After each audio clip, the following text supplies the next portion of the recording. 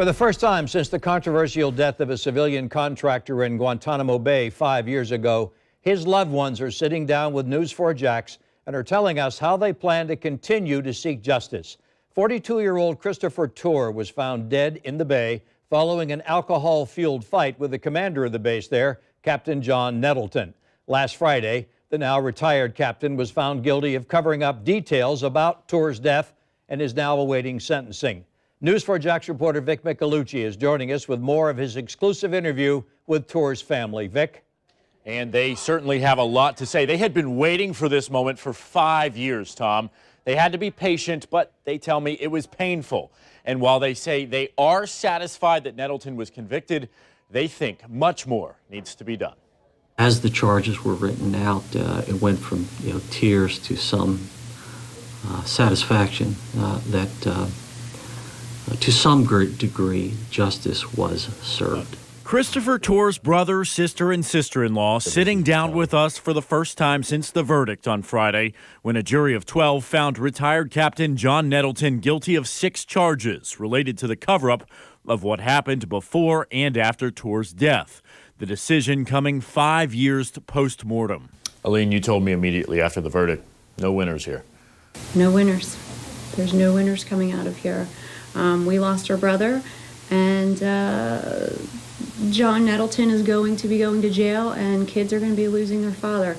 Parents are going to be losing their son. The 2-week trial at Jacksonville's federal courthouse was a roller coaster for Tour's family and friends, having to hear disturbing details about an affair between Nettleton and Tour's wife, Laura, leading up to a drunken fight on base. We still don't know how Tour ended up drowned in the bay, an autopsy finding alcohol and Prozac in his system, as well as broken ribs and a cut on his forehead. Okay. We'll comment later. Thank you. Nettleton, now retired, testified in his own defense, admitting to an affair and a fight, but saying he did not report it because he thought Tour was okay and that he wanted to protect his subordinate's job.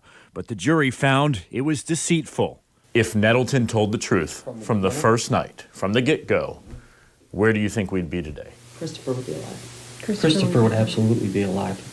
And there were failures at so many levels to separate the two, make sure somebody stayed with Christopher and Nettleton to make sure there wasn't a second clash. And there were officials that could have and should have made sure that happened, and they did not. The Tours are waiting for a sentencing hearing when they'll learn how much time Nettleton will spend behind bars. Their attorney telling us today for the first time that he's planning to sue those involved, including Nettleton, Tour's wife, and the base's public affairs officer. And what we sat through was 2 weeks of a trial where we learned that, and a jury found that people were lying. People were obstructing justice. Nettleton's sentencing hearing is not yet set, but it will be in the next 90 days. In the meantime, he is out of jail and at home. The Tours hope he and others involved will face a separate trial with the military. Tom? Vic, Tour's tragic death and Nettleton's trial both are getting a lot of reaction from people all across the country. How does Tour's family feel about all the publicity?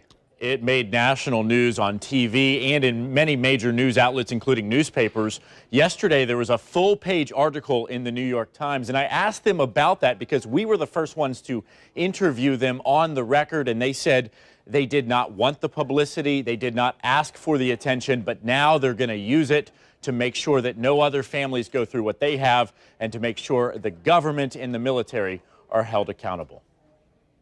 Vic, thank you.